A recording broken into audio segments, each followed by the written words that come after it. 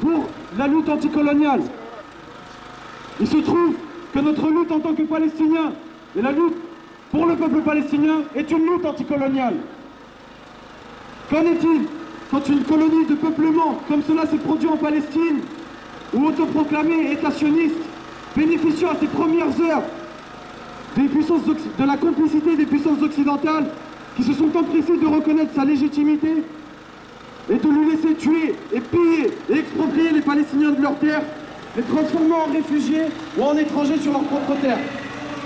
Quand on arrête des Palestiniens pour le seul crime qu'ils sont palestiniens, pour les placer dans des geôles, celles qu'on connaît, et les geôles dont on n'a aucune trace, sous réserve qu'ils soient inculpés a posteriori, si l'administration coloniale le décide un jour. La vie des Palestiniens dépend uniquement de l'administration coloniale. Si ce n'est pour rien, si vous ne savez pas pourquoi vous avez été arrêté, l'occupant s'occupera de donner un nom à votre arrestation, à votre enfermement provisoire, qui peut durer 6 mois et être reconductible. Et à défaut de trouver une meilleure raison, ils disent que c'est la détention administrative. C'est pour lutter contre ces conditions que les prisonniers ont entamé il y a de cela plus d'1 an une grève de la faim. Nous nous souvenons de l'exploit de l'ex-détenu Khader Adnan, qui a su défier tout en se privant de l'opulence de l'État sioniste pour pouvoir se libérer. En lui empruntant de pas, ce sont des milliers de prisonniers palestiniens qui ont utilisé l'arme de la faim pour lutter contre l'occupant. Les Palestiniens nourrissent chez notre peuple une culture de défi et de détermination.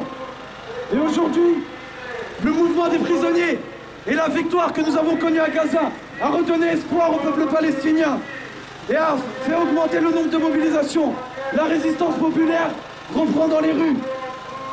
Quant à nous, Palestiniens en exil, mais aussi ceux des camps de réfugiés en Palestine de 48 et à Gaza, nous suivons de près la situation en Cisjordanie qui se détériore et sommes inquiets de voir le sort de nos prisonniers palestiniens, surtout celui de Samir Aissaoui, entré à l'hôpital pour avoir observé plus de 200 jours de grève de la faim.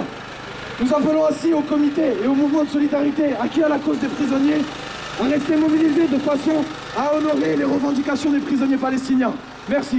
Libérez les prisonniers palestiniens! Libérez les prisonniers palestiniens! Israël, facho, vide tes cachets, Israël, colon, vide tes prisons, Israël, facho, vide tes cachets, Israël, colon, vide tes prisons, Israël, facho, vide tes cachets, Israël, colon, vide tes prisons, Israël, facho, vide tes cachets, Israël, colon.